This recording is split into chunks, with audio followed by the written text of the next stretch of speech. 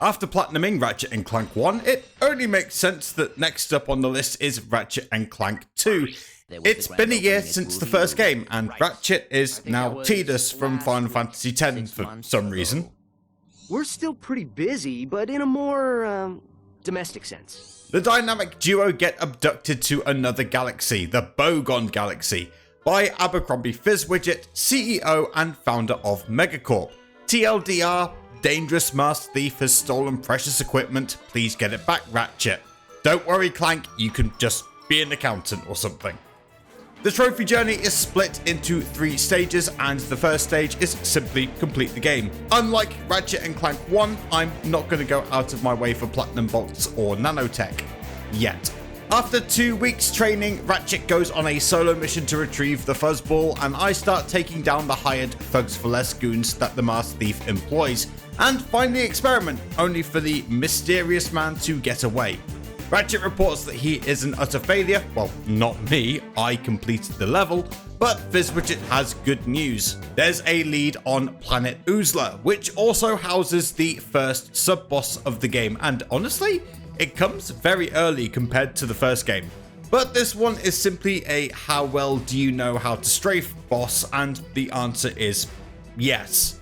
Also, I have to say, strafe jumping is much easier to execute in this game, and this boss goes down without a hitch. There's no other leads here, but Fizzwidget then says, hey, why don't you check out Space Vegas, aka the Mactar Resort. Before that though, it's the first of many ship levels that everyone knows and, well, tolerates. On the planet itself, I win my first combat challenge, and the big bad evil guy reveals that he has Clank.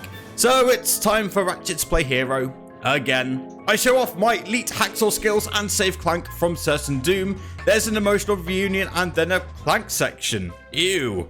If you've watched my previous video, you know exactly how I feel about Clank sections. But having said that, actually, the Clank sections in this game aren't too bad. There's more bots available now, and the levels are actually much shorter. The next sub-boss is also here in the form of the Thugs for Less boss. His rockets hit hard. In fact, I taste my first death here. But some of my weapons have already been upgraded, and I simply hit harder in the end. Oh look, Jack and Daxter are here. Maybe I should do those games in the future. At the old Gadgetron factory, I win the first of many hoverbike races on my trusty Bluebell and get a message from the Thugs for Less leader. There's a picnic on Notak, and we may or may not be invited.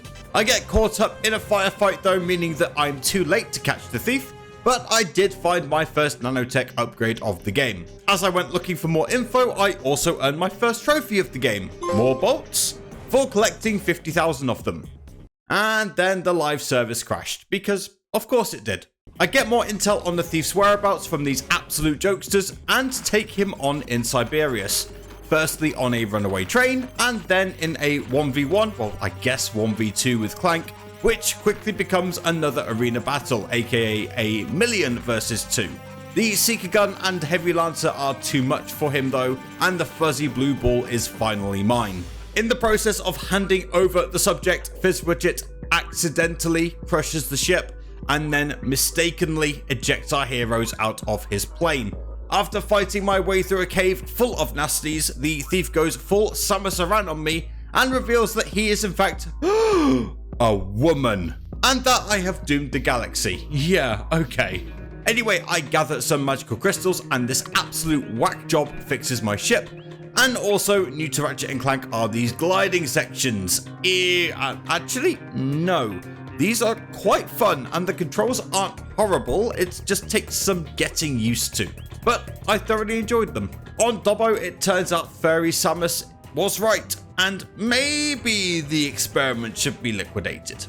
Literally. During all these shenanigans, I acquired Bolt Scavenger 2 for collecting 100,000 bolts. I also take on the Thugs for Less boss, again, this time in a Robo Kaiju face-off. After winning that particular battle and the first 2 rounds of the Megacorp games, I headed to yet another Megacorp facility, where they were doing factory tours. Fun! There's a trophy here for escorting all the tourists to safety, and I earn You're My Hero. And one of the tourists thanked me by pushing me off a cliff to my death. Fairy Samus reveals that her name is Angela, and she tells us more about the experiment, which is actually called a proto-pet.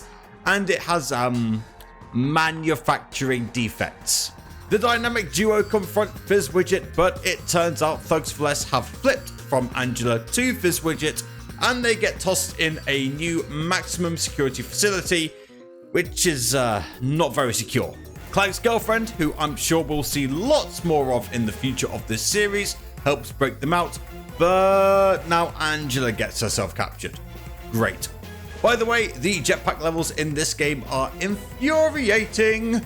The controls are actually pretty good, similar to the gliding sections. I just found them hard, mainly because I have terrible depth perception, and also just bad game skills in general.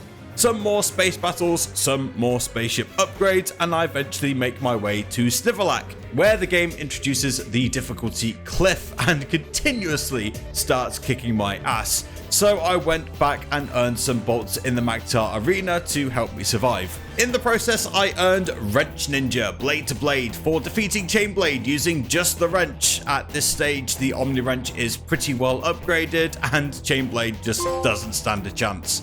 Eventually, I got the bolts needed to get the upgraded armor and managed to finally get through wave after wave after wave after wave after you get the idea of deadly lasers and massive ships. Then it's time to take on the Thug leader one last time, except weapons, which are the primary way of dealing damage in this game, are useless, and I can only use these turrets to strike him and his projectiles down. It's a really simple fight though, and it just goes on for far too long. It's basically a damage sponge fight, the least imaginative of boss fights. Eventually Angela is freed and the day is saved. Thank goodness. Yeah, obviously just kidding, the proto-pets are still a massive threat and need to be dealt with. On Planet Damosel, I somehow grabbed a couple more skill point trophies. The first thing was to complete this grind rail section without taking damage. Now, this took me a couple of attempts. Not as hard or as long as the original Ratchet Clank grind rails, but somehow I just kept messing up the controls because I am an idiot. I did get it down eventually though for Midtown Insanity. Oh, wow, look at that handsome duo.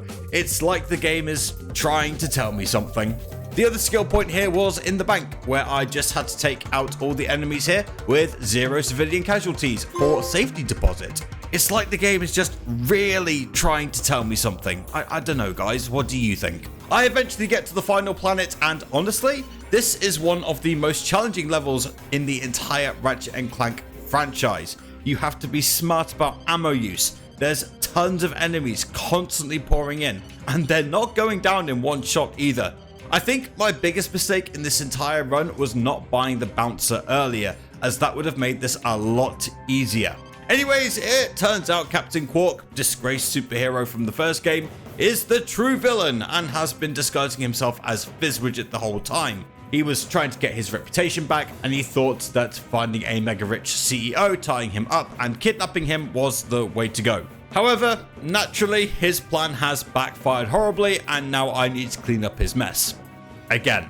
But the mess is actually pretty easy to deal with. It's just a damage sponge boss. Hooray! I pump the proto-pet full of lead whilst denying it the ammo crates it so desperately needs in order to do anything remotely useful. This means it can just roll around, spew out other proto-pelts that are super easy to deal with, and occasionally bounce up and down. Game over, and I get the Mutation Complete trophy for defeating Quark and the mutated proto-pet. Ratchet and Clank get the girls, and Quark gets a new job as a testing dummy for the Crotchetizer at Megacorp.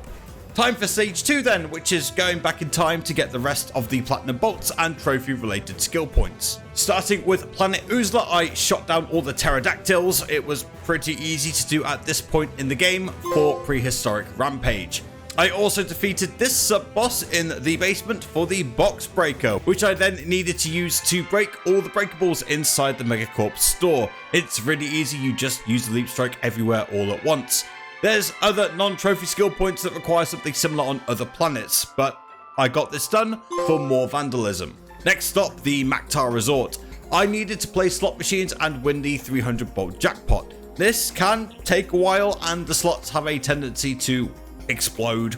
It takes a minimum of 31 spins to do this, but honestly it felt like I did this hundreds of times, in fact I've actually counted it in the footage and it came to about 150.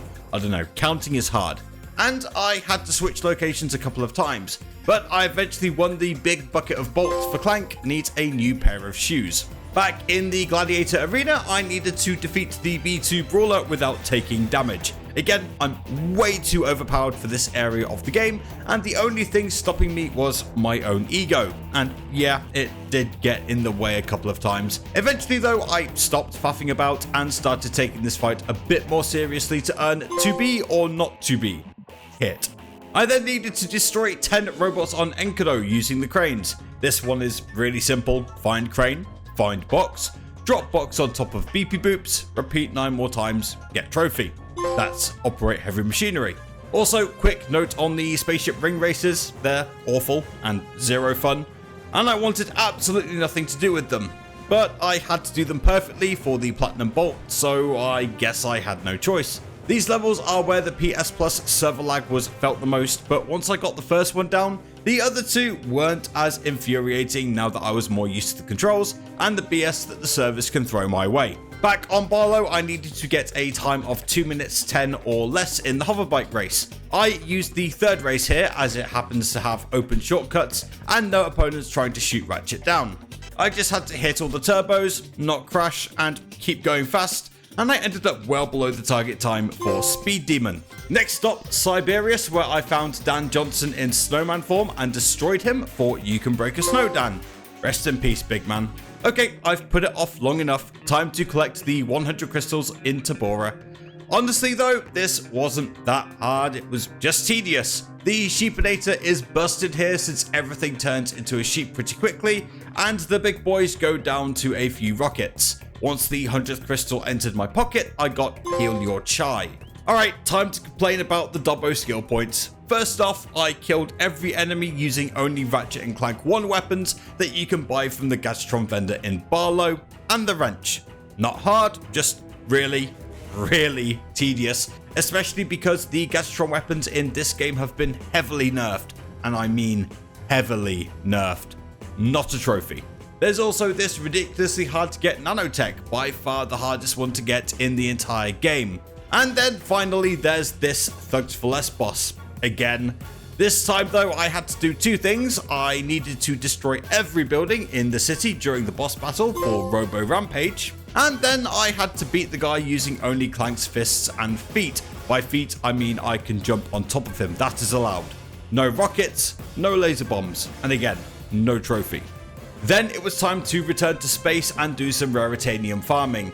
I got 60 by playing the missions repeatedly and then bought the warp bomb.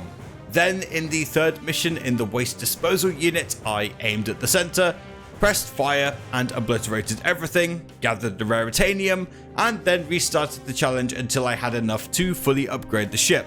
That's buy all the weapons, shields, and upgrades for the ship for nice ride. Joba is another planet infamous for skill points, but honestly, this was nowhere near as hard.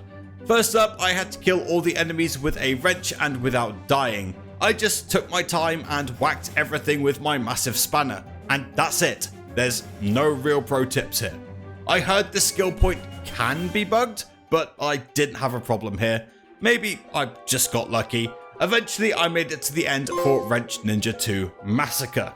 The next one though was much simpler. I just had to snipe 12 birds with the pulse rifle for Bye Bye Birdies. Finally, I had to beat all the challenges in the Megacorp games, finishing with the Impossible Challenge, which was very possible. Despite the ridiculous amount of rounds to navigate, I was just too overpowered with my vast array of powerful and upgraded weapons, and once the robotic flying centipede went down in round a gazillion, I earned That's Impossible. It's not though. It's really not. At the same time, I also got bolted down for collecting 1 million bolts. Back to Tadano, and I turned 16 deadly red squirrels into sheep with the Sheepinator for Try to Sleep. On planet Boldan, I needed to do this grind rail section without taking damage. The first couple of attempts were BS because I was taking damage for being what felt like 1 millimeter short of the rail. but the whole section is short enough to not make me rage constantly. There was no shouting at the screen on this occasion, and I got no shocking developments. On Snivelak, I used the swing shot to leap strike and grab the final in-level nanotech upgrade. All I needed to do now was grind nanotech experience to max it out. I'm not quite finished here though, as I needed to shoot down 14 really slow moving ships here. Surely every shot with the pulse rifle will be on target. Okay, maybe not. But the best spot to do this is right next to a Megacorp vendor, so when I ran out of ammo, I could just easily buy some more, and finally the 14th one went down for moving violation. Then it was time to cull the polar bear and massive sea creatures populations on Graubin one last time. The bouncer was an absolute godsend in this area, doing a ton of damage to everything and anything that the cluster bombs went remotely near. Now, I'm not saying this isn't boring, I'm not saying this isn't tedious, and I'm not saying this was easy. I did die a couple of times. Eventually though, I located and extracted every crystal in the area for Be a Moonchild. Finally, for the first stage of my cleanup, I grabbed the 40th and final platinum bolt for platinum power. Alright, that's enough of that. Time to beat the massive protopet again and begin stage 3 by entering challenge mode. Enemies are slightly tougher here, but pretty much everything important and not story related carries over. And there's a lot more experience to be earned here, meaning that health and weapons will upgrade fast. On top of that, the bolt multiplier will make collecting the bolts needed for the expensive stuff so much easier. Yes, it resets when I'm hit, but even that doesn't really matter, and as long as I'm not running headfirst into things, then the bolts will just rack up. And I just played the game as normal on my second playthrough, making sure to upgrade the rest of my weapons as I go. I got bolts to trade for collecting 2 million bolts. Now it's time for obtaining the Rhino 2 from the Gadgetron vendor in Barlow. Nano to the max for maxing out my nanotech upgrades. Yay Carbon for obtaining the Carbonox armor, the best armor in the game. Then, after taking advantage of the ridiculous exchange rate for crystals in the challenge mode playthrough, I got the BFG for getting the Zodiac gadget, and Destruction Time for getting all the Megacorp weapons all fully upgraded. This also meant that I earned Super Skilled for getting all 30 skill points. Finally, I went to Slim Cognitos to spend all my platinum bolts and mod all my weapons, which unlocked the secret menu to warp to the Insomniac Museum for Museum Tour and the He Went Commando Platinum Trophy. Thanks for watching. Check out this video that the YouTube gods are offering you. See you next week for Ratchet and Clank Up Your Arsenal.